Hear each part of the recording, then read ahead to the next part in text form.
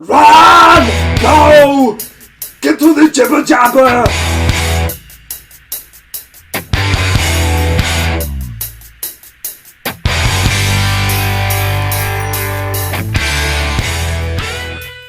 Go. Welcome to episode 75 of the Jibber Jabber podcast, where this week we decided to do something just a little bit different. This week, J Mack and I are we have already watched two movies that are ranked on Rotten Tomatoes as the worst sequels of all time. So I'm just going to tell you now, my selection chosen by J Mack was Jaws 4, The Revenge, and for J Mac, he got the absolute pleasure of watching Highlander 2, The Quickening. so today we're going to chat about The Quickening, Highlander 2, and Jaws 4, The Revenge. So the first half of the episode, it'll be J Mac. We'll kind of talk a little bit about his experience watching The Quickening, and then for the last half of the show, it'll be myself and my recent experience of rewatching yet again Jaws 4, The Revenge. Make sure you guys are liking us on Facebook, following us on Twitter. Make sure to go ahead and hit that subscribe button that you can see just below us. If you're listening to us on MP3, on Spotify, Apple, iTunes, anywhere that basically says podcasts on the app, you're listening to us, maybe you should check us out on YouTube, because you can see us, and sometimes it's just a bit more personal and a little bit more funny when you can actually see the fella that you're listening to, or woman. But we'll leave that to your imagination. J Mac, how's your week? You been all right? It's not too bad, man. This is the final week of fun and debauchery before going back to work after the festive period. So it's the last couple of days have been a bit of a downer, just because I know it's coming. I know it's time to kind of get back to the grind. But good start. Yeah, a bit of me knows it's time to go back now, but I just don't want to. Well, that's why I'm here this week, to kind of take your mind off the shenanigans of the outside world. But this is 2021. This is the year that it's going to be better for everyone. And what better way to start the year off than to do this bloody episode? Yeah, than to watch two of the worst sequels in history. I mean, don't get me wrong, I think it was an awesome idea, because it was mine. And I'm looking forward to it. I found when I was watching my film of choice, which was Highlander 2, I found myself laughing at how bad it was, but it wasn't in a fun way. I just couldn't believe it had the kind of gumption to do that. The audacity. The audacity. Yeah, which is a very good fucking sound editing program. So get using it. That's I'm looking forward to getting in it. Yeah, I mean, it is it's quite a shame that, Highlander itself was such a masterpiece, to then kind of be forced to take that and do something like this with it. But we'll let you get into that. So just going to kind of introduce the movie. So Highlander 2, The Quickening was made in 1991, the year that I was born. So the year I was born, the very same year, these guys were making Highlander 2. Russell Malachi. I mean, it's something that I've never actually heard his name said out loud, but I believe, looking at it, it's Mulcahy. Russell Mulcahy. It's a very Irish sounding name, Russell Mulcahy. We'll go with that. In fact, just for the rest of the podcast, we'll just call him Russell McDonald, just to make it easy. Why not Russell McLeod, or the Clan McLeod? The budget for this picture was actually 30 million, and just to kind of create a bit of background, Highlander 1 was a huge success. People loved it. A bit of a cult at first, but it was original, and people loved the story. So the studios were like, right, we need a sequel, so we're going to throw money at it. And the writer, I think it wasn't the same writer that made the second one. He wasn't up for doing another one, and they basically threw money at it. We're like, well, you don't have a story for the second one, write one. And that's when they went to like some nursery and asked children to they asked some children to write the story for it. Greetings, Highlander. You cold? So the movie made 15 million in return after it spent 30 million to create it. So it's been a bit of a stinger. And for the life of me, I can't really think as to why that was the case. But one thing I will say as well is Sean Connery is back after being dead in the first one. And I think the reason they brought him back was because Christopher Lambert only accepted to do the movie if they brought back Sean Connery, which cost them $3 million, by the way. 3.5. And by the way, the budget was only 14 million, but through Argentinian corruption, it ended up at 30 million. Yeah, that's right. The story behind this film is hilarious. Now, we'll give pinpoints of it, but once you're finished watching this, go and look at it for yourselves, because the story behind the making of this film is such a fucking nightmare that Freddy Krueger would have run away from it. Honestly, this film is just woo. There's no other word for it than woo. So what we'll do is we'll just go for it now. J Mac, you've rewatched the movie. For me, it's always been a movie I've kind of watched throughout my childhood. I own all the Highlander movies on DVD, VHS. They're a personal, absolute favorite of mine. So for yourself, how was it revisiting it? Let's take it through the movie, beginning, middle, end. Right. So the thing, like what you were just saying about you being a big fan of all of them, I'm a huge fan of the first one. It does have its issues. It's not a perfect film by any means. It does have its problems, but it's a really good fun kind of movie to watch, and it's something that some of it doesn't kind of hold up today too well, but for the most part, it's still a decent film. This one now, I remember seeing this for the first time when I was maybe 14 or 15, something like that. I think it was on VHS, because the VHS release was the theatrical release. That was what they put on the VHS. Any DVD and Blu-ray release has been a recut. So there was differences between the one that I remember seeing and the one that we watched today. Now, for me, that's always a warning sign.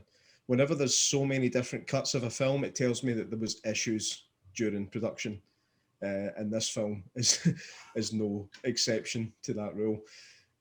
So given the theme of this episode, which was terrible sequels, so this was the one that I chose for myself. I chose them both. I chose Kev's and I chose mine. I thought I'm going to take the power here. I'm going to use the quickening. So you can raise the dead. Yeah, exactly. But I did go into it with an open mind, right? I didn't go in saying I'm just going to sit and slate everything about this film that I possibly can. I went in with an open mind, and I thought, right, I'm going to look at the positives as well. So what I'm going to do, first I'm going to talk about the positives, and then I'm going to go into the negatives. So the negatives. Right. Now, this isn't just a bad film, right? I've seen bad films before, bad films that are just cheap and nasty, like Slender Man or The Gallows and any other kind of awful new age found footage horror film. Just absolutely terrible. And there's bad films that are actually so bad that somehow they became masterpieces, like The Room or Silent Night, Deadly Night 2 or Troll 2. Films like that are just so bad that they're funny. This film's in its own league, right? I know it's hard for sequels to be as good as the original. I totally understand that. It's very rare for that to happen. It happened with films like Terminator 2, Aliens, and a film I just seen recently, which was Ouija, Origin of Evil, was actually better than the original. Now, this one was an insult to everybody involved in the original who were actually in this. No. And that's what really scares me about it, man. It's not like it was a whole new cast and director and writer. This was all the original people, maybe minus the writer, now that I've spoken to you about it. Well, do you know, see, Christopher Lambert actually was so disgusted with the rewritten script that he wanted to drop out of the movie, but because of his contractual obligations, he couldn't. Our contract's a bitch. He was like, I'm done with this. I want out. There can be only one. And he should have said that. He should have said that and walked out the door with a light behind him. That would have been amazing. No. So, when it comes to Highlander, there can be only one. So Christopher Lambert is back as Connor MacLeod, which was a welcome sight. I mean, he is Connor MacLeod. There's no change in that. The late great Sean Connery is back as Ramirez, and Russell Mulcahy is back as in the director's chair. What the hell happened to this? This should have been a good movie, and it just wasn't. So we'll talk about the production issues kind of later on, but let's just go with a rundown of the things that I found in the film that annoyed me, right? We are talking opening shot. Opening scene, I got annoyed, right? It's 2024. It's futuristic, right? Was it not 1999? No. 1999 was when the Shield was right. launched. Sorry. 2024 was where the film starts. Right? So it's a futuristic Highlander film, which immediately kind of puts me on the back foot a wee bit because I prefer the Highlander to involve the present or the past. You know, not spaceships. Big Braveheart fan. Right? So I like my Scottish history. So that put me on a bit of a back foot. But there's long tracking shots of an opera performance, right? And it ends with the reveal of Connor McLeod sitting there watching this opera. Now, why were those shots so fucking long? I don't understand why that was so long. It was like this huge kind of build up to show us Connor McLeod. I know he's in it. He's on the fucking poster. I don't need a slow reveal of Connor McLeod. I just don't need it. I mean, even like movies like Last Action Hero take the piss out of that sort of thing when it shows you like the Arnold Schwarzenegger reveal at the start where he's kind of walking over the roofs of the cars. You know it's going to be him. Yeah. You know, but they still feel this kind of anticipation that they need to build. Right. So I don't see the point in that long kind of, what's going on shot. It's Connor McLeod. He's back. Then it starts jumping between the kind of the future to the past to the future again. I've no issue with that. A lot of films do it. Mm-hmm. I had no idea what the hell was going on. In this cut of the film, he's an immortal for the past, just like in the first film. But in this distant past, somehow they've got machine guns. Distant past. Right? So they've got these machine guns in the past. They've got fucking time travel technology. So when is this supposed to have taken place? There's no explanation given for that. There wasn't a massive war that destroyed all the technology to date, blah, blah, blah. Nothing. Now, the reason for that is the original cut of the film explained to us that he and Ramirez are immortal aliens, right? That was the original cut of the film. They were supposed to be aliens that get exiled to Earth for treason from the planet Zeist. So he knew Ramirez before he met Ramirez then? Aye. I am one for Ramirez. That's the point I'm getting to. Now, Did he not recognize him? I know, we got exiled together. Any chance you could train us? Because I've just found out that I'm immortal. Now, that's beyond ridiculous based on the fact that the first film made it clear that McLeod is a fucking Highlander, right? He's not he was born in Scotland. He died at a young age and came back to life because he was immortal, and that's why he got kicked out of his village. He didn't just show up in that village one day and then they all took him in and then kicked him out when they realised there was something off about him. He was always there. He was born there. He was born in 1518 in the village of Glenfinnan on the shores of Loch Shiel. That's told in the first movie, right? Right. Oh man, I'm really No, it's no. No, it's no. No, it's no. That alien idea was a stupid idea, right? And we'll talk about it more later on, I'm sure. But it's not as stupid as recutting the film to try and cover that bad idea up, right? We also get to meet General Katana. Is he Japanese? Is he He's a Canadian. Michael Ironside, right? Michael Ironside is an absolute legend. He's a great baddie for the 80s and 90s. His performance in this film is so out there that it might be the best thing about the film. But again, we'll get into that as it goes on. Well, you see, Michael Ironside, actually, I've got a quote here from him, right? Michael Ironside recalled his experiences on the movie, and this is a quote. "Yeah, listen, I hated the script. We all did. Me, Sean, Chris, we were all in it for the money on this one. I mean, I read it as if it had been written by a 13-year-old boy, but I'd never played a barbarian swordsman before, so this was my first big evil mastermind type. I figured if I was going to do this stupid movie, I might as well have fun and go as far over the top as I possibly could.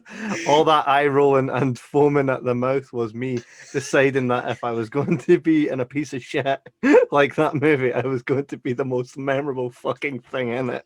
And I think it succeeded. It 100% did. And we'll talk about it more as this goes on. But, oh my God.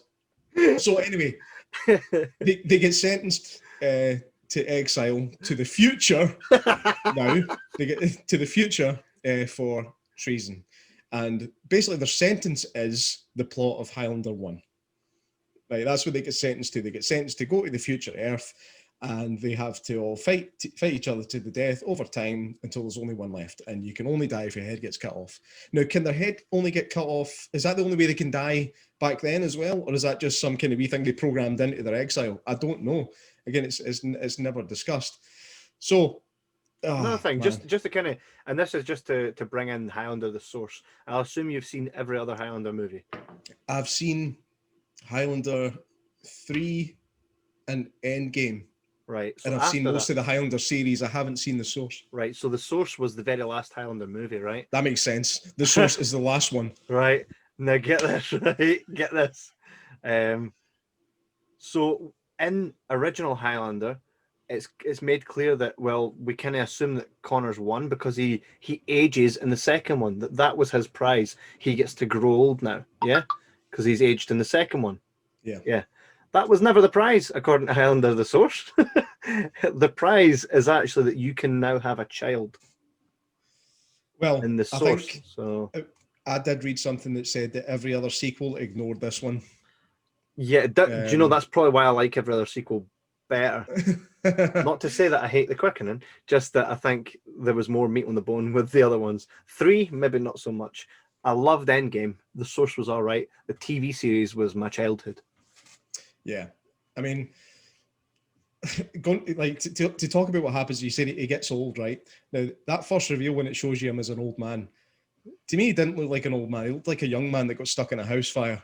That makeup is dreadful, right? And his old man voice that he does, what is the prize? The prize is to get to grow old, get to have children, if you take the source, and laryngitis. I don't remember that in the first one. So you will get laryngitis, McLeod. No, it doesn't work that way.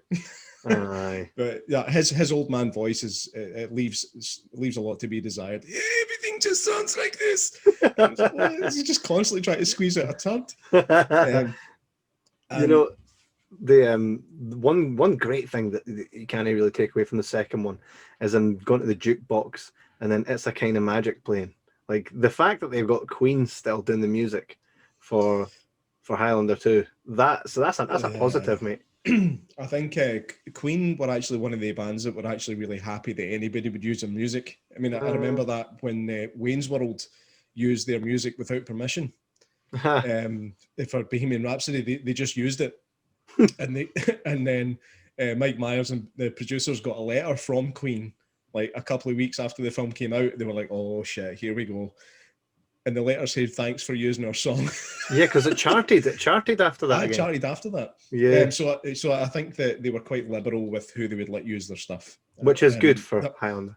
It's also the year that, in fact, I'm pretty sure this film came out literally just after Freddie died as well, which is kind of bittersweet. Or in fact, it's just bitter. This is not a legacy for Freddie Mercury. So the storyline that this one goes with is that the ozone layer is knackered. There's no more ozone, right?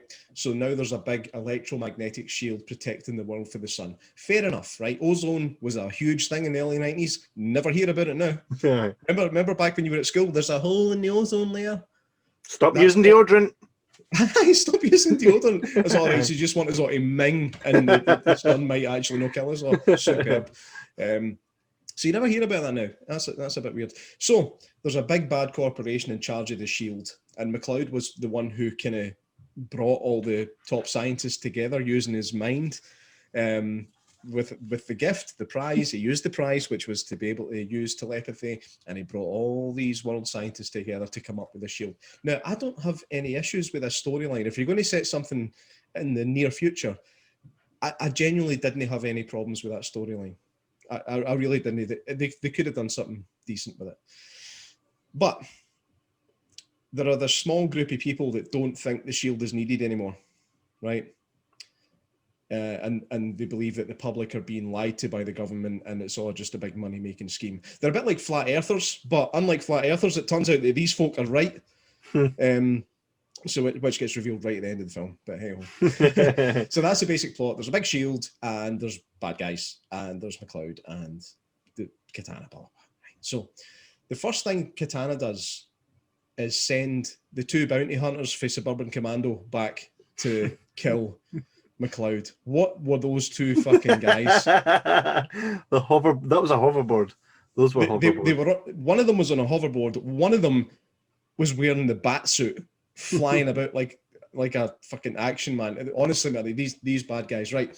So he sends these two ridiculous guys back, the most annoying villains in history, by the way. Mm-hmm. They were so irritating. Like, I swear to God, whenever like one of them particularly just kept laughing all the time, like, it's like this. And honest, every time he laughed, I just wanted to rip my balls off and throw them at the screen. It tore me to bits, that stupid fucking laugh. Honestly, thank God McCloud gets rid of them really quickly. My thinking was if those were going to be like a couple of main kind of antagonists, I was going to have even more problems with this film because those two were an absolute pain in the hoop. Jaxie. Aye. So, obviously, it's the immortal thing, so you've got sword fights and blah, blah, blah, blah, blah. Does he cut their heads off? Yes. Does he do it with a sword? No. This is a stupid fucking sequel, so we need to be different. He cuts one of their heads off using after flying about on a hoverboard.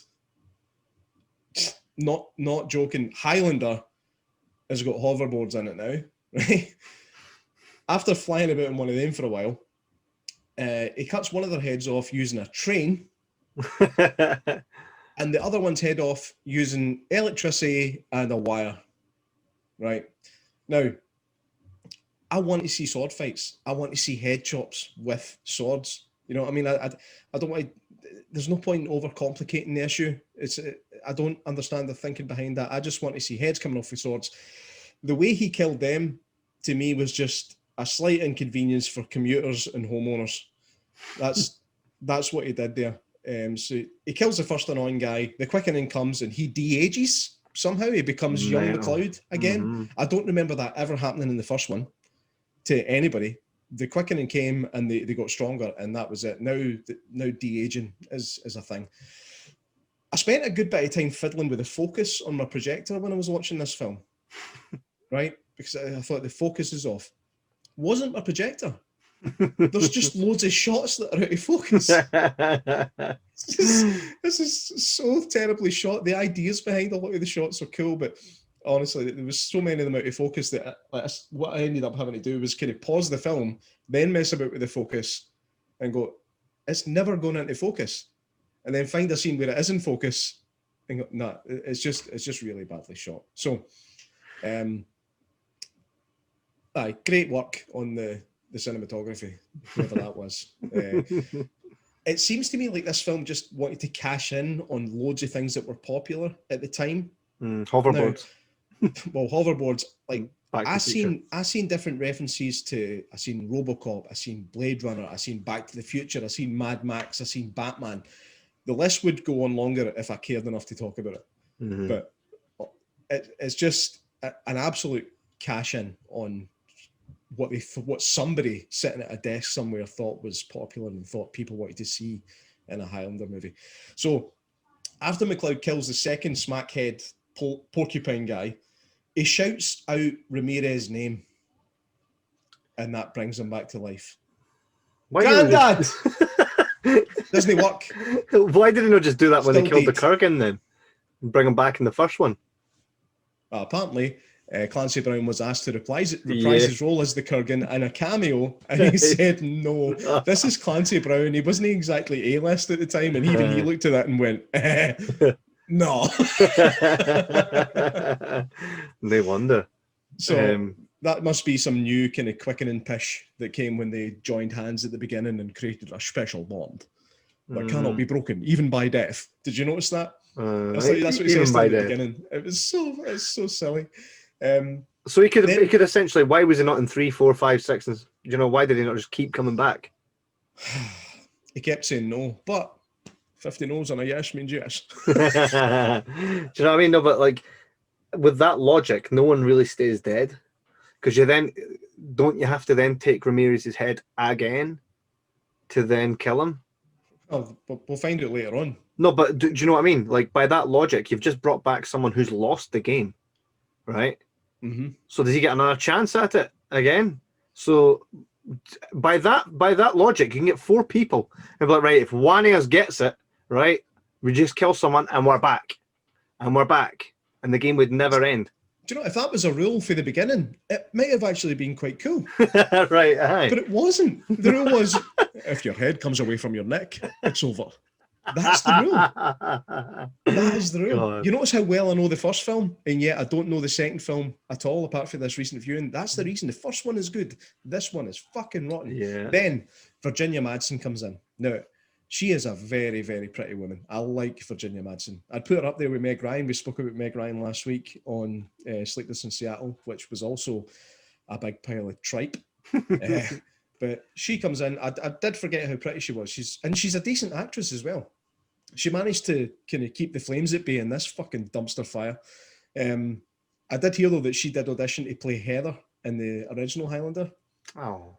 And she didn't get the part, so she can't be that good. Anyway, she plays the main, what I would call anti-shielder. Sorry to interrupt you, right? But do you remember seeing the original Highlander? Connor's first wife is Mrs. Begg from Still Game. I'm like, I'm like, fucking dodgy old Mrs. Begg. You fight with God on your side, Connor. This is the ballad of Mrs. Begg. She doubted Winston's dodgy leg, but now she waits on him round the clock because she got fond of old Bert's cock. We should come up with one for Connor. This is the ballad of Connor MacLeod. He came back alive and he wasn't allowed. But now they've banished him from his tribe. Because what? You nearly had it so well. You nearly did. Oh man. In the first film, he could breathe like a fish, but in the second film, it's a big pile of pish.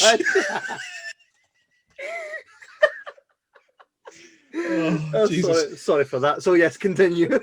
Aye. So she's the main anti-shielder who doesn't believe that the shield is required anymore. So she sees MacLeod and the quickening and all that and him getting younger. And apparently she's into screaming in pain and weird lightning because that was enough to convince her to jump his bone right in the middle of the street. What the fuck was that about? I know. It was like, and then they introduced themselves. Do you know what? I've sussed it. What it is, right, is he's not been able to get a boner for the last 70 years, right, because he could barely even speak, right? And then he used his telepathic mind control to be like, there can be only one. So he brain raped her. It pretty much raped her, I think. I mean, well, let's put it up there, right? So there's that. What's the alternative? That they just met and randomly fucked? Nah, he's got to have used the old telekinesis. It was, again, just another ridiculous point of the film. There was no need for that scene to happen. And I don't know. I cannot fathom why that happened. There was no connection or chemistry between them that you would think it might happen. It was a case of, you just got struck by lightning and got younger. You're getting boned. That's how that scene actually went. And then he introduces himself to her as Connor MacLeod of the Clan MacLeod, which we've just established at the start of the film. He's not. He's Connor MacLeod of fucking 19 Machine Gun BC. No, is it Zyth? Planet Zyth? No, because that's not in this cut. They're not aliens in this one. Right. No, they're aliens in the VHS one, but not in any DVD or Blu-ray. And I watched the DVD. So, and they're still from Earth in this cut. This is how stupid and convoluted this film is. They've tried to correct the mistake in making them aliens by making them from further in the past when they had machine guns. I do not get it, man. It's fucking ridiculous. But let's move on, shall we? Let's go on to Ramirez now. Ramirez comes back, like we just said, because McLeod shouted his name. Now, we get some Sean Connery. Now, even though this film is fucking dire, he does still manage to be charming, right? There's no taking away for the fact that Sean Connery will own a scene whenever he's on there. It's just what he does. He arrives in 2024 in Glencoe, and he quickly makes it clear that he's the comic relief of the film. He kind of unwittingly rips the piss out of people going around calling folks shitheads. Hello, shithead. And there is something funny about that. So I'll give the film 1 point back of the 1,046 that it's lost so far. So he walks past a mirror and sees that he's still wearing that red kind of Siegfried and Roy outfit for the first one. And he decides that he's going to try and blend in. So he goes to a traditional Scottish clothing shop to get himself kind of kitted out. And I swear to God, we get a Pretty Woman montage with Ramirez getting a fucking suit made for him. At that point, I nearly dove out of my brand new window. What is going on? And not only that, it happened with a William Tell overture playing in the foreground. I've never seen a more inappropriate use of that fucking tune. Who decided that was a good idea? It was ridiculous. But he did look suave as hell in that suit that they made for him. Again, this is Sean Connery. Sean Connery can polish a turd. He is one of the only guys that can actually do it. And then we get more Michael Ironside as General Katana. Now, he was outstanding. He's definitely the best thing in this entire film, right? Sean Connery followed very closely, but Michael Ironside as Katana, we spoke about it earlier, he does not give a shit about how hammy he was. He knew this was utter crap, and he thought, fuck it, I'm getting paid, I'm going to have some fun. He's so over the top that it's actually brilliant. The scene where he arrives for the past on the train, he arrives on a train, another train, right? Not the same one that McLeod used to behead somebody at the beginning. This is another train. He arrives and says, this doesn't look like Kansas. A reference to Wizard of Oz. Was that an in-flight movie in the circuits of time? How the fuck does he know what the Wizard of Oz is? Anyway. He arrives on this train, he says that quippy line, he then kills a guy somehow. I can't actually tell how he kills the guy because the scene is so poorly lit and badly shot that I can't actually work out what happened. He then goes into the cockpit of the train, and I think he kills the driver. He then ramps the train up to about 300 miles an hour. Killing everyone. Killing everybody. Folk are flying around the train all over the place. It's like Total Recall when they smash the windows. Yeah. Right? Folk are flying. Honestly, there's a guy's eyes pop out as well, just like in Total Recall. This is going back to cashing in on what was popular at the time. Total Recall came out the year before and had Michael Ironside as one of the main bad guys. Yeah. But the funny thing is, when he's in the cockpit making that crazy face, like, it's the craziest Chucky looking face I've ever seen, right? It really is. But if you look behind him, they've left the door of the cockpit open, and there's folk behind them like reading their paper. They're supposed to be flying about all over the place, and there's folk behind them just like, And then it's like they realised their mistake. So the next shot, the door was closed. Nobody closed it. Honestly, the editing in this film is, oh wow! It's like they realised the mistake and then just shut the door. But I will say it was probably the most fun scene in the film. As stupid as it was really good fun. John C. McGinley, Perry Cox, is in this. Now, he is just playing John C. McGinley. It's what he always does. I've never seen him play a character that was any different. Maybe Platoon, you could argue, but he's not in that very much. He's an absolute slimeball as the guy in charge of the company that is kind of running the Shield. He doesn't get a lot of screen time, but he does kind of make a Perry Cox style impression when he's on there, and with that smile. Do you know what? He reminds me of Daniel Clamp from Gremlins 2. See the guy that runs the big building that they're in? Yeah. I think it was played by somebody Glover.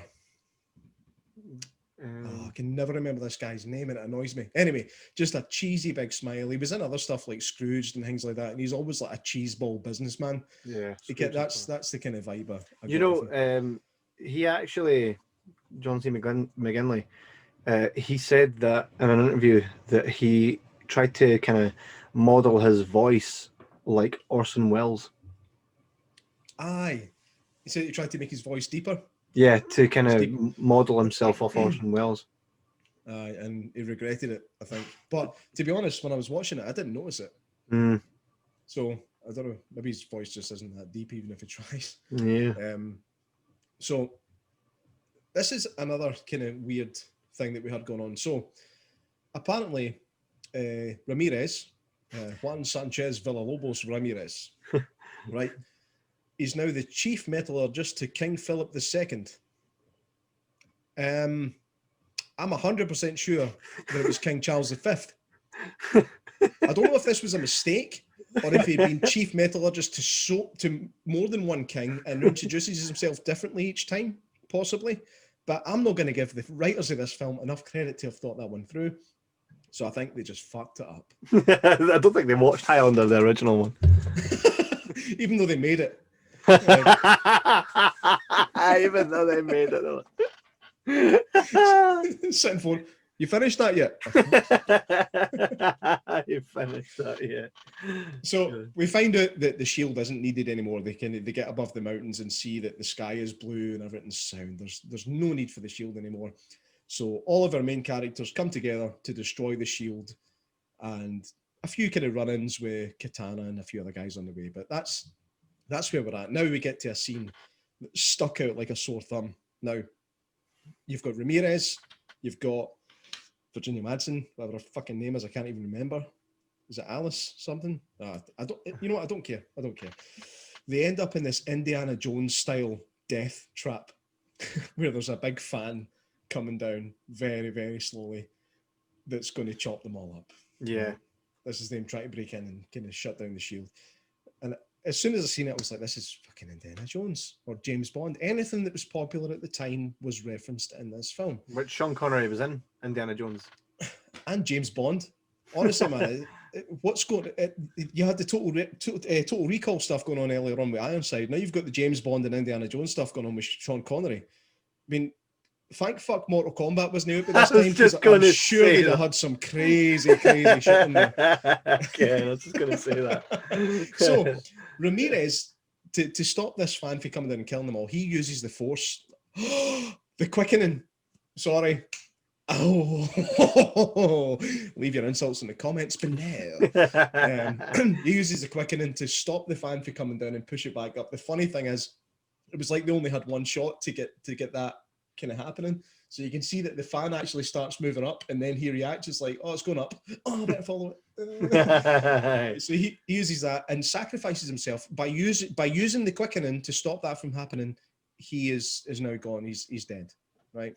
And so that's the last that we see of Ramirez. Until we meet again, McLeod. He's like, will I see you again? He's like, you never know, McLeod. Okay. Thank fuck they don't see each other again. Anyway, excuse me. I don't know, my throat keeps oh, COVID. Have I got the COVID? I hope not. I hope so. Treat it like chicken pox, man. Just get it and get it over with. Anyway, don't shut us down. You can take this bit out. So I actually didn't give a shit that he died. Yeah, I did give a shit in the first one. I remember actually being quite upset the first time I seen Highlander when I was young, and I seen Ramirez get his head cut off. I didn't give a shit that he died in this film. Yeah. I did not care. It did not matter to me one iota. Ramirez was there to get this film made, and that's the bottom line. You said earlier on, Christopher Lambert said, I'm not doing it unless Sean Connery's back, so they wrote him into the film. Right? So then we get to the kind of the final battle, right? The final battle between Katana and McLeod is atrocious. It's a terrible final fight. If you read the IMDb trivia about how Ironside and Lambert do most of their own stunts, right? It tells you about the injuries that they got, blah, blah, blah, blah. What fucking stunts? I've literally looked out the front window and I've seen my kid having better sword fights with his pals than I seen at the end of this film. It was so clunky and clumsy looking. I genuinely hoped they would both just trip and fall on their own swords at the neck. It's the worst sword fight I've ever seen. Then McLeod uses the quickening again, just like Ramirez did. Uses the quickening to destroy the shield. He walks into the middle of the beam that creates this shield. Uses the quickening to kill the shield. Does he die? No. Why did Ramirez die then?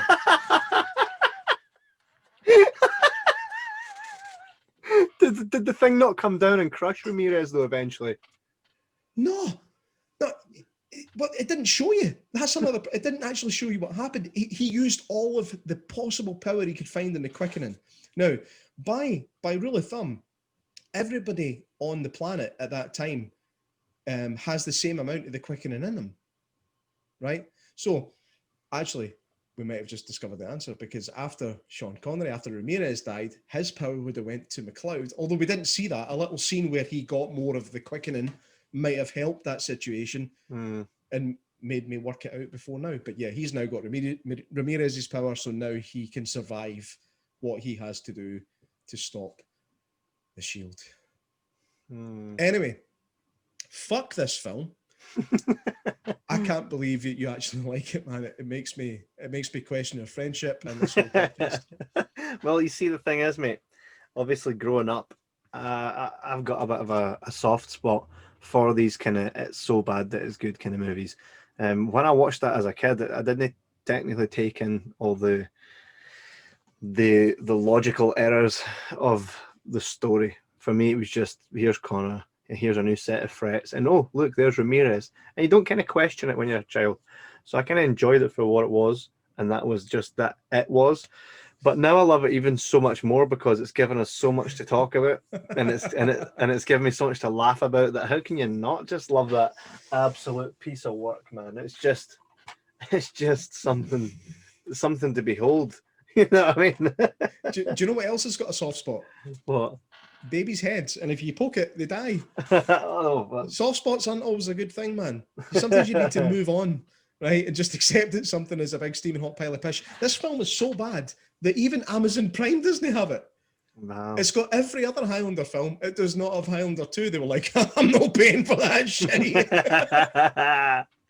So on the whole, you don't rate it. Oh no, 5 out of 5. Does it deserve the slagging that it got on Rotten Tomatoes? I don't think it's a 0% film, but it's a 10 or 20%. You know, there are elements of it that are enjoyable, but the problem is the source material. It's nothing like the first film, and sometimes that's a decent kind of chance to take when you're making a sequel, is to really kind of deviate from the original. But most of the time, it's not. Very few films have done that successfully. Even Terminator 2, although like obviously Arnold Schwarzenegger is a good guy in the second one, there's still so many elements of it that are similar to the first film that it makes you feel you are watching a film in that franchise. Mm-hmm. But the problem is with this film, especially with the theatrical cut that originally released, it made them out to be fucking aliens. Come on. Come on. There's no defending decisions as fucking silly as that. And I know that Russell Mulcahy, he has no interest in that film at all. He wanted his name changed in the credit to Alan Smithy. Right? Alan Smithy. You know the story behind Alan Smithy. Yeah, most of you movie lovers will know the Alan Smithy thing, but if you want your name to be credited as Alan Smithy, it means you fucking hate the finished product. And he does, and I 100% agree with the person that made the film that it's shit. Alan Smithy. Alan Smithy. So, yeah, I think we can leave on the note that it deserved a much better sequel than it got. And to be honest, I don't think it's ever had a sequel that's lived up to its promise. There was rumours of a remake happening recently of the original Highlander, which could work. if it's done by the right person who loves the source material. But unfortunately, it's probably going to get taken by somebody like Michael fucking Bay, and it's just going to get destroyed. I just actually received a text there from Todd saying, because when he knew that we were doing this today, he was like, I need to go and watch that. I love Highlander 2. So he went back and watched it, and his text that just went right now reads, "Forgot how utter batshit awesome Highlander 2 is." I do think the Highlander, there could be more to the Highlander. Who would you have play Connor MacLeod of the Clan MacLeod? Somebody, do you know what? Because I'm a Scottish guy, I'd like to have a Scottish person play Connor MacLeod. And I think that, Jesus, Ewan McGregor's too old now. So that's a stern pass. I don't know, man. What about WWE's Drew McIntyre? I don't know enough about the guy. This is you and Todd's territory with your weekly wrestling talk that you have now on the Jibber Jabber logo, with my absolute blessing. Of course. Not even joking. I think I've seen the guy, and I do see what you mean. He's really kind of tall. He's over 6 feet long, dark hair. I don't know. He might look too strong. You know, that could be the problem, that you wouldn't believe. That was one of the charms of the original one, was the fact that you believed that the Kurgan could destroy him. Who would you get to play the Kurgan against somebody the size of Drew McIntyre? Drew should be the Kurgan. Brock. The thing about the wrestling world is, are they up to the acting chops? But then again, no, Christopher, some of them are. I've never seen a good actor come out of wrestling. Dwayne Johnson, no? He's a terrible actor. You think so? Awful. His films are great, but it's because the films are great. It's not because he made them great. You know, he's kind of similar to Schwarzenegger. It's a kind of package deal. You get the great fun film with the guy that looks amazing but can't act worth shit. What about Schwarzenegger had a few exceptions. There was a few moments of Schwarzenegger's acting that I actually thought was quite decent. Films like End of Days and things like that, he was actually quite good in. But what was the one where his wife and his daughter got smashed up my plane? That was a good one. That was a good one. But I haven't actually seen that yet. Oh mate, spoiler alert. Pretty much starts at the start. I know. But did you see Roddy Piper in They Live, John Carpenter's movie? I did. And again, but it fits that role. You know, it's I'm here to chew bubble gum and kick ass, and I'm all out of bubble gum. A wrestler can get away with lines like that. Could you imagine somebody like, I don't know, Al Pacino trying to say something like that? They'd be like, "What the fuck are you doing now?" But a wrestler saying that you can get away with it. I don't know if you remember this. Just before we move on to Jaws for the second half, we will need a pee break. For the second half of this podcast, we're doing Jaws. But just quickly before we go to that, do you remember something that I just forgot? I've just forgot what I was going to say. Not really. Hang on, we talked about Roddy Piper at They Live. Fuck. Oh, that's what it was. It was Arnold Schwarzenegger passing the torch to Dwayne Johnson. Do you remember this? Yeah, that was in Welcome to the Jungle or something like that. It was, man. We've never discussed this. I'm glad you know of it. You basically, it's Dwayne Johnson's going to a nightclub to kind of handle some shit. And who walks past him? Arnold Schwarzenegger. And he just walks past him, looks him in the eye and goes, "Have fun." That's beautiful. Awesome pass. It actually gave me goosebumps just talking about it. It was such an awesome passing of the torch. And then The Rock fucked it up by going and doing too many family films right after getting the big torch to do all the action films. And obviously he's redeemed himself since. Some would say, I think most of his stuff is fucking awful, but idiots like it. So you're never going to convince people that the Fast and the Furious franchise is a good franchise. He's done. Hey, I'm sticking up for Jumanji. I love Jumanji, both of them. They were really good fun. I think I might have actually preferred the second one, which I know a lot of people would argue against that, but I think I did.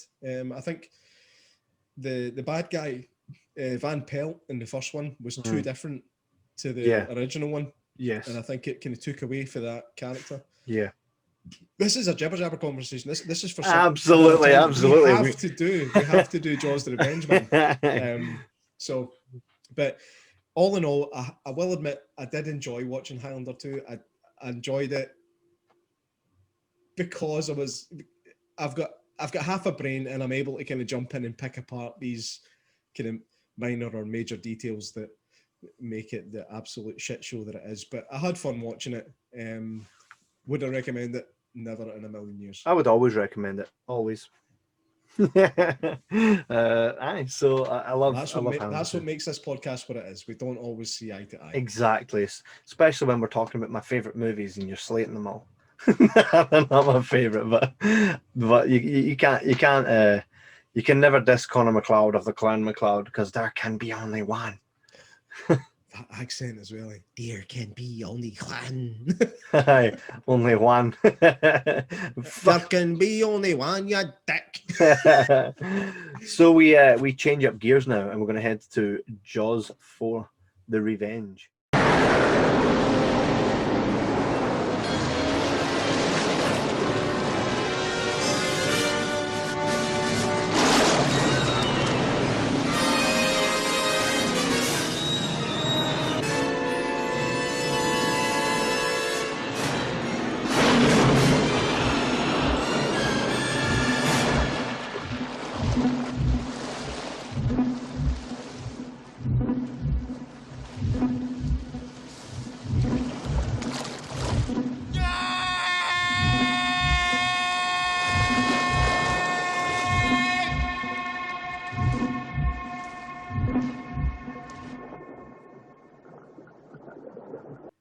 So we switch it up now to Jaws 4: The Revenge. This came out in 1987. So just to let this kind of sink in a little, the Jaws movie and all the sequels were long done before I was even born, right? And that's something to kind of sit back and take in, because Jaws has always been a part of like things I've watched, where I watched Jaws when I was young. So you assume that Jaws has always kind of been a thing in your time, you know, it was around in your time, but the Jaws series was done before I was even born, you know, and that's something. So like everybody, I watched Jaws initially as a child, like everyone else. I think do you know, my first memory of watching the actual Jaws movie, I was a kid, and my dad had fallen asleep on the couch with me, and we were watching something on like Channel 5 initially. And it ended, right? It ended, and then Jaws came on. But my dad was sleeping, so I was like, fuck this, I'll watch this, right? And I remember shitting myself. You know that part? Yeah, this is the first one, right? Do you recall the scene in the first one where they go underwater and that window, it's like a wee circular window, and you see the body just kind of float. Oh, mate, I shit myself. I thought this was just going to be sharks eating folk, man. I wasn't ready for this. Y'all ready for this? So that kind of set me on my Jaws path, and I've obviously watched the sequels, but none of the sequels kind of stick it like Jaws: The Revenge. And I remember first time watching it, going, what? even as a kid. So, the premise of Jaws. Lorraine Gary returns as her role to reprise Ellen Brody, right? Which is the wife of Brody. They just call him Brody in the original, right? So she left. She retired after Jaws, right? But then they brought her back for the sequels, and Jaws 4 was the last time she ever acted. Right? She's never done anything since, right? I wonder why. Right? So we already know what Jaws 1, 2, and 3 are about. Shark eating people. How do we get rid of the shark? We kill the shark, right? Not this one. How fresh in your mind is this one, J Mac? It's very unfresh. Now, unlike you with the Highlander one, it wasn't one of my favourites when I was growing up because it was shite.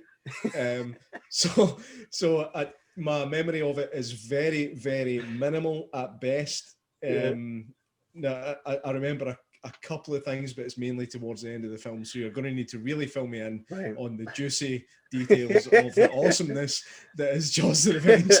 Well, the Revenge. First off, let's just take a moment and kind of cipher through what that word is. Revenge means someone's done you wrong and you're out for revenge, right? A shark. The best. I'm gonna get that cut. The best of it is, right, is they didn't even do anything to that shark. Apparently it was his pal.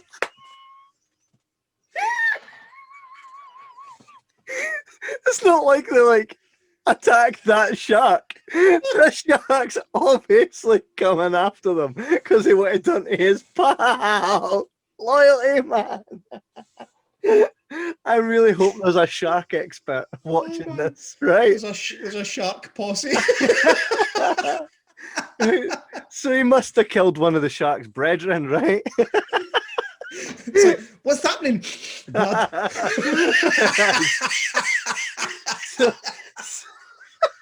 so right, let's just look at all possibilities here. Again, I'm sure the same person wrote Highlander 2, right? With no logic whatsoever. How funny would that have been? I know. So 3 sharks have obviously been done in at this point, right? Because we're on to the 4th movie. 3 sharks have been done in. Now, it's not clear which shark was this shark's brethren, right? But they obviously fucked with the wrong shark at some point, right? So just imagine him sitting in his office chair smoking a cigar. They killed fucking who?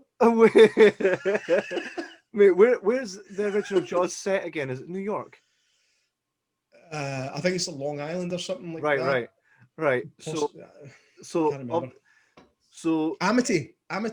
That's it, right? Amity, Yeah. it is, right? So Brody, East Coast. Brody has now died in the 4th one, right? So he's not alive anymore. So they moved to the Bahamas. That's a polite way of saying he wouldn't come back and do the 4th one. Eh? Aye. So they moved to the Bahamas, right? The shark follows them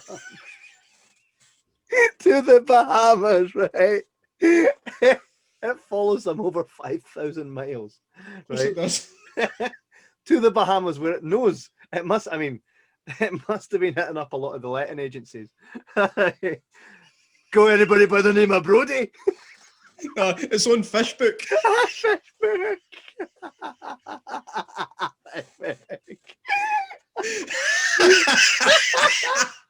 So the shark. It's on Finstagram. Instagram. It's on Flipper.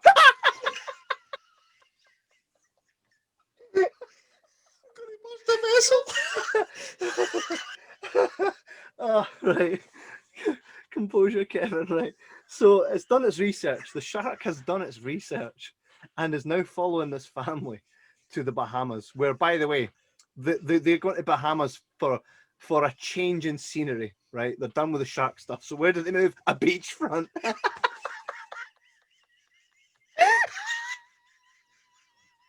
Don't move to the mountains.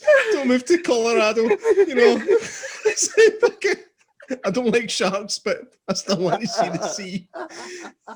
Jesus. Right, so they move.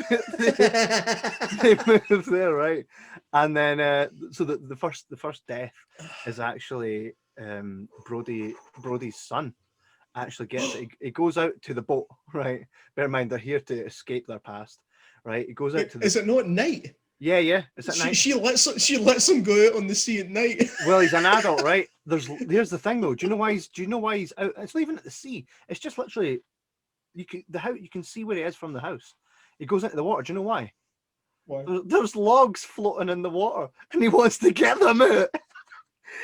He wants to take them out. In case what happens? In case they get a beaver infestation. Bahamas. So he takes them out, right? And then the shark's like that. That's him. Hey man, that's the guy that killed Joey. So the shark comes up and takes him You know, out. Joey Jaws.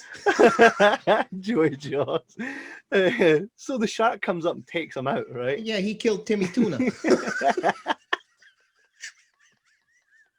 Right, I'm gonna stop. That's so good, man. That's good. So he comes up and takes out Brody's son, right? Kills him. In a scene that you can't really see what's happening. You can just see a lot of splashing and blood and there's a lot of this in it. so that happens, right? He's dead now. And what's her face? Ellen Brody is now. Oh no! Right, this movie's very like cryy, very sad. It's always quite grim. It's very quite melancholy. So, and it's also set like not in the summer. It's like winter time. So she's like, oh no. So Michael comes back. That's the other son. He comes. He's like, oh mom, you know I'm here. How can I forget? So he comes back to kind of sort out the affairs of the house and all that because his brother's just died with a shark, right? And get this. You know, she's like, I want to get out of here. That shark has had it in for this family for some time, right? He's like, it wasn't How could personal. she say that line? Right? Especially when you look at the very first Jaws. Seeing the very first Jaws movie, they even say, you know, sharks don't take it personally, right? So it kind of contradicts what they said in the first one. Do you mean that sometimes bad sequels contradict the first one? Right? But here's the I see a thing. theme coming. She's like, nah, that shark's got it in for us. And the son's like, are you being serious? She's like, the way it looked at me. The way it looked at me. It was raging. Right? And she goes, it killed your father too. She goes, Dad had a heart attack. Yeah, through fear of the shark. That shark won't stop until this family ceases to exist. The shark will not I did stop. not know that sharks were so gangster, man. Mate. Da da da da da da da. Right.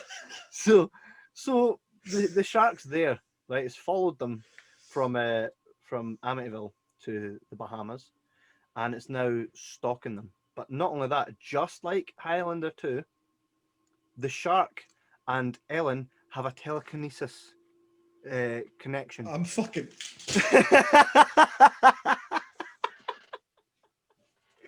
Come back. Right? She's watching the beach, and you hear the dun-dun. So the shark's in there, right? The shark's in the What's water. the chances of that shark having a fucking cello? No. It should have been like boom boom. Chick, boom, boom.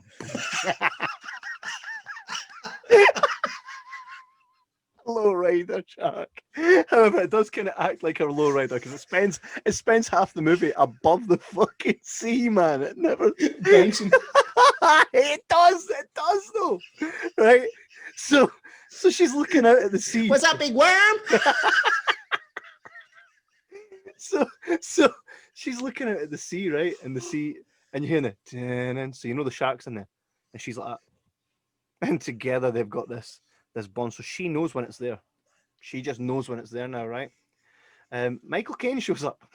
He's a daft pilot. How did that happen? Honestly, it was one of those money movies, and that's all I said. It's basically a money movie.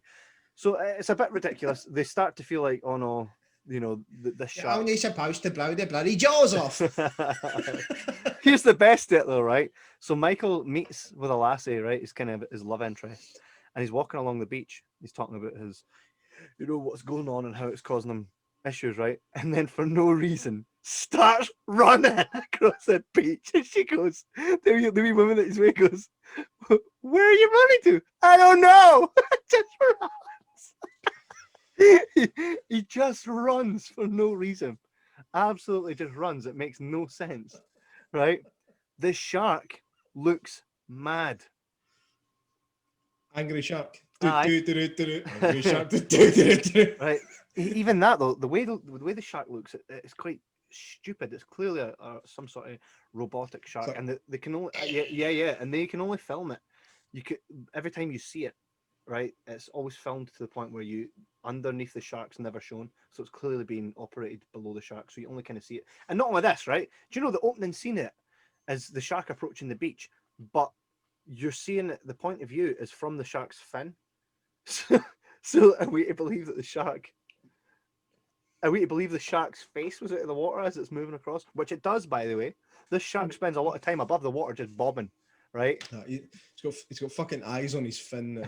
It wouldn't surprise me. Fin eyes. So the shark actually looks really fake and stupid. I do remember that. I remember that detail, and I do remember the fact that it spent a lot of time above water. It does, and actually, the what do you call it? The lack of suspense and building towards the shark. See when you're not seeing the water and then you're not seeing the shark, the movie's quite boring. It's like watching an episode of Home and Away. I'm not even joking. It's like watching Home and Away, and then it's like, oh yeah, there's that shark that's got a vendetta against this family. Like it's not after anyone else, right? So the dialogue is very pointless, right? And obviously Brody's died of a heart attack, right? Go figure. He survived 3 movies. You'd think if anybody wasn't afraid of a shark, it would be Brody, right? But we get to all right. So I'm just going to kind of skip through all the drivelly shite. We're at the point now where she's like, Ken, what? Nah, I'm not taking this shit. This shark's after me. Ken, what I'm going to do? I'm going to get on a boat and I'm going to go to the shark. So she gets on the boat and goes to the shark. She's got no weapons. Don't think about moving inland. Thing is though, right? Does she have any weapons on her? No. No. What is she gonna do with the shark when she gets there? Right? So try and talk it down. Right. So Michael Caine. Listen, mate. I know you're chasing us because we killed Joey, but he was a dick. It's like, nobody knows this, but he actually bumped my son. The thing is, right? Michael Caine then takes the rest of the family on a plane to meet her, to save her. What do? They land the plane in the water and then swim from the plane to the boat. So now the plane's away under the water and now they're all on the boat. Oh, and guess what? Here comes the shark. So the shark comes up. Paycheck. Paycheck. So the shark comes up, start mauling the boat in typical Jaws fashion, right? And they then go, quick, I've been working on this. This is the guy that owns the boat. The guy that owns the boat is he owns a boat, right? And he's there. He's got a red t-shirt on. And he has this device.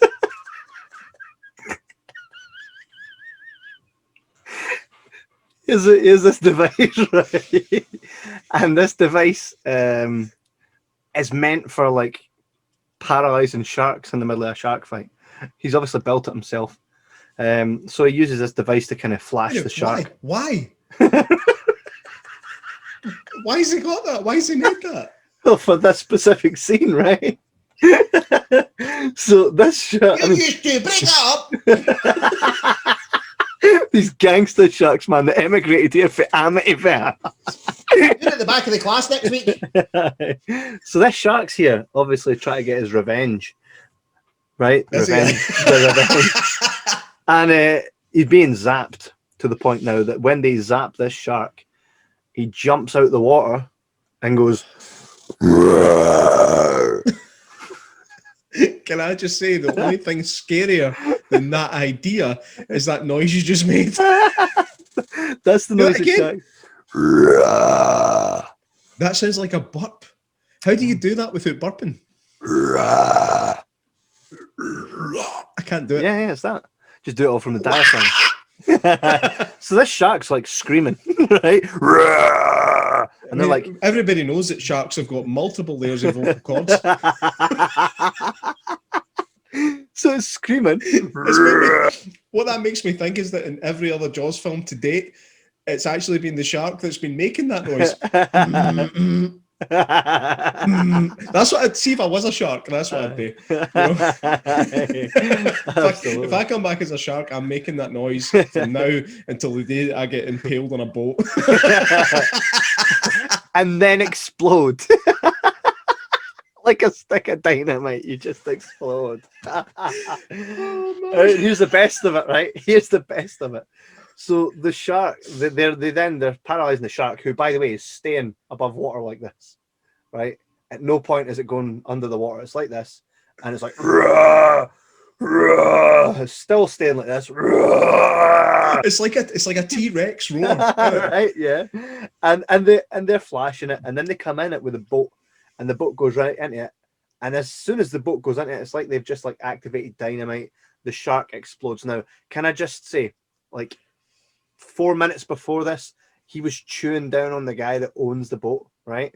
So he's taking the guy, and the shark's opening and closing the mouth on this guy, takes him underwater. You can see nothing but blood, right, trailing behind the shark, right? Then the shark comes back up, gets zapped with electricity, and then a boat hits it, and it explodes, and the guy survives. Wait, how did they explain that away? Right? How did they explain that? Right, and then the best it is, I see what's everything goes kaboom, and the boat sinks. Right, the guy's like this. Oh, hey guys, no, I saw you. That was a close one. I saw you get eaten. I saw bits of you. I saw you. You went right underwater, and there was blood trails. That only would have taken one more chomp, and I would have been dead. Yeah, because being electrocuted and blown up and eaten by a shark, and you still survive. Yes. Oh, he's made of the real stuff, man. He's made of the real stuff. Unbelievable, right? He's still alive, and he literally is just acting like he was like, whoa, guys. But like he just slipped on ice and stopped himself from falling over. Fucking hell. He was being chomped. He was being chomped. There must have been some internal bleeding there, right? And when he goes under the water, man. And just so you know, there's some Highlander 2 focus going on with your camera right now. I can see that. It's because of my laughing, man. So he's been chomped like that scene in Deep Blue Sea, you know, with the lassie under the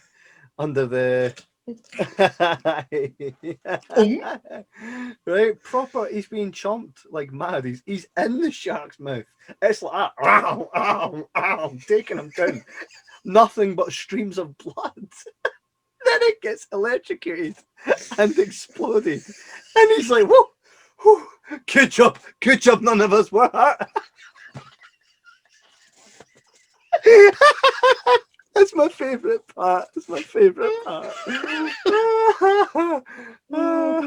Do you think it was like a kind of a deliberate kind of fuck you to the establishment by going, haha, you thought we killed the black guy again? Look at this. Because unfortunately at that time it was a typical thing that happened, to be honest. I mean, most of the time if you had a film like that, whether it be sharks or zombies or fucking vampires, the black guy did always die. It was an unfortunate kind of consequence of making films back then. It was a bit more, it was kind of ignorant, to be honest. Whenever you seen a black character in a film back then, you just went, well, he's fucking dead. It's just the way it was. And well, this actually quite... Again, I go back to what I said about Highlander 2. I'd love to give the writers credit for that, but you just know they didn't think it through as much as we just did. No. Here's the thing, right? So it's over now. The shark's exploded into tiny pieces. The fella that was just being chomped, electrocuted, exploded, is absolutely fine. Wee bit cut up, wee bit shaken up, but he's all right, right? The shark only like chomped down on him about 10 times, so should pretty much see it through. So the plane that Michael Caine brought in with the rest of the family is now at the bottom of the sea, right? And the boat is now at the bottom of the sea because the front half of the boat ripped off with a shark. That's what killed the shark, right? When obviously there must have been TNT in it or something, right? So they now don't have a plane or a boat, and they're like that. Oh, that was class. Good, happy ending, right? They're all stuck in the middle of the sea paddling. Right, including the guy that's just been chomped to fuck. I bet you he's in no position to swim. If he survived that, all he has to do is hang on to the back of whatever they left floating on, and kick his legs, and they're getting home. That guy can survive anything. He is fucking superhuman. He's got 2 Honda engines as each foot. That's mate, they're all kicking about in the middle of the sea, like, whew, that was great. We're all safe. I'm like, thing is, do folk know? Kicking it in the middle of the sea is how a lot of kind of modern horror films start, not end. It's like could you imagine like a movie where, I don't know, you've been running away from like a killer bear or something, right? Mm-hmm. And then you walk up to the Bates Motel and get inside and go, wow, thank fuck for that. Exactly. And then the film finishes. Oh man. Thing is though, they're like, oh, that, thank God that's done. They're all kind of just paddling like, we don't need a lot of energy anyway, right? Did they send out a distress call or something? Like, who's coming to get them? Because seeing the very next scene, they're all back on land. Maybe the sea drained. Probably. The sea drained and they landed on where they're meant to be. Like, that's fine. They just, Michael Caine went down to the bottom of the sea, got his plane back. You know what I mean? Michael Plane. Exactly. So I'm pushing it now. Like there's a lot of flawed logic in this. I'd have just called it Jaws 4 Gangsta Fish. Sharknado 10. Mate, one day when we get the budget, right, we will make a badass shark movie, right? The intellectual shark. Nah, when the time comes, we are making a top class psychological horror. That's what's coming. Including for the Jibber Jabber. Yeah, and a shark will be in it. And a picture on the wall. And a picture. We don't have that much of a budget. the shark. Hey, it's the same shark from Jaws 4: The Revenge, and the shark picture uses its telekinesis, which it does have, by the way, to fuck with you. That's fucking fact alone. The fact that the shark's got telepathic powers.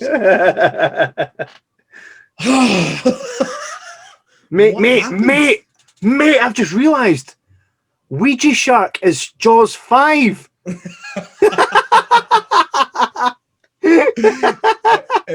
It might well be. In fact, no, it's the ghost of the shark from the first Jaws.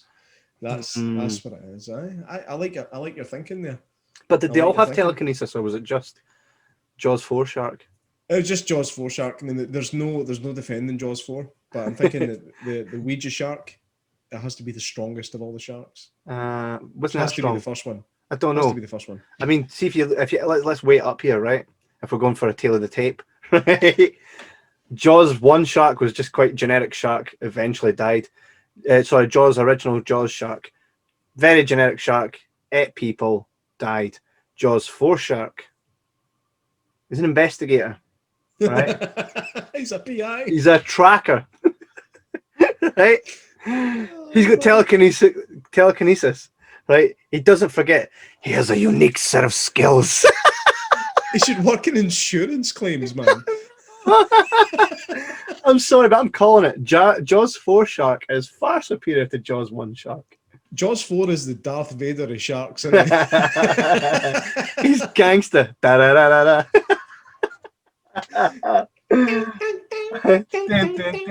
Dun, dun, dun, dun. You know, how cool would it be, mate? No, we should take that movie, right? Take all the shots from it and rework it, right, to the point where it's just a shark going on, like, have the shark being gangster shark from his perspective, and we'll create the Brody family as the bad guys. That's an animation waiting to happen. Oh, mate, that could happen. All right, Scott, you're the man. Come on. I think we could do it with just by taking what already exists. You know, that part at the end where he's like, it's like the guy falls into the water, right? We'll just use a part. The guy that's all bloodied and gets eaten that survives, right? We'll have it. Of course he does. He just falls in the water, right? And we'll have the part where he falls into the water, and we'll have the part where he's already bleeding, and the shark comes and gets him. Here, mate, let me help you out. And they ram the shark with a boat. He's like, what are you doing? Oh! Man, I was just trying to help you. That's what I get. That's my shark swim, by the way. That's the same shark swim in the movie, mate. But you know, I think that would be very interesting if we take the scenes and just rework them and redub them in a way that makes it that she's the baddie. You know what I mean? Speaking of making the antagonist look like the good guy, I've just finished season 3 of Cobra Kai. Watch it. Watch the whole thing, mate. It's such good fun. It's utter cringe and 80s cheese. It's class. It's class. If anybody watching this doesn't like Cobra Kai, can you please tell us in the comments below so we can remove your account? Anybody that does like it, give us a thumbs up. Cobra Kai, mate, is awesome. Right? I just had to get that in there before the end of this episode. That's all I'm going to say about it. Moving on. And on that note, this is the outro. This is the part where you've sadly come to the end of the road. If you guys enjoyed what you heard on this episode about the telekinesis shark and the telekinesis Highlander that wasn't really from back in the Highlands, he was from space, future / past. If you liked a little bit of what we did here that was different, let us know. We are always up for kind of taking on new ideas. So one other point on Highlander 2, right? If where they came from had loads of machine guns and that, why the fuck are they still fighting with swords in the future? Again, where it was written. But you guys may have more answers to that. So if you do, please let us know. You can check us out at jibberjabberpodcast.com, where you can find all our social media. You can find absolutely everything we do. Go there, submit an email to us, let us know. You can find that on the contact button. Just scroll down the page, or you can automatically go to your email app to write in jibberjabberscotland@gmail.com. Man, there's so much jibber stuff. My head's a jibber. So yeah. do that and let us know. Get involved, guys. If you've got any suggestions for really terrible films that you want us to review, send it in to us. We'll be happy to do it. It's easy to do, and we'll probably have a lot of fun doing it. Bad films are what make good films better. That's Absolutely. what I say. Absolutely. And next week we actually did have someone message Jibber Jabber and asked us to review SummerSlam 95 over on the Weekly Wrestling Ramble, which, by the way, next week J Mac will be joining us to give his perspective from a non-wrestling fan kind of perspective. So I'm definitely a non-wrestling fan, just so I just need to keep my street cred up here because my street cred is so he will be joining us to kind of give his opinion on what that show was and what he didn't understand. But it'll be quite a cool wee conversation. So we're going to kind of go through all the matches of SummerSlam 95 on Weekly Wrestling Ramble. You can check that out next week, next Sunday. But make sure you check out the latest episode as well, This Week in Wrestling. We also done a deep dive of Sleepless in Seattle.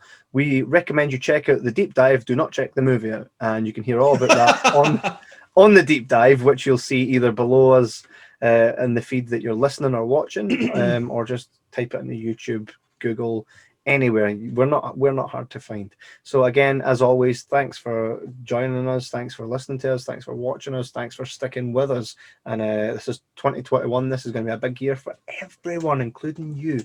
J Mac, anything to say on closing? Just don't forget to like, subscribe. He's going to watch it for that one. And on that note, thanks again, and we shall see you next episode. Run! Go! Get to the Jibber Jabber!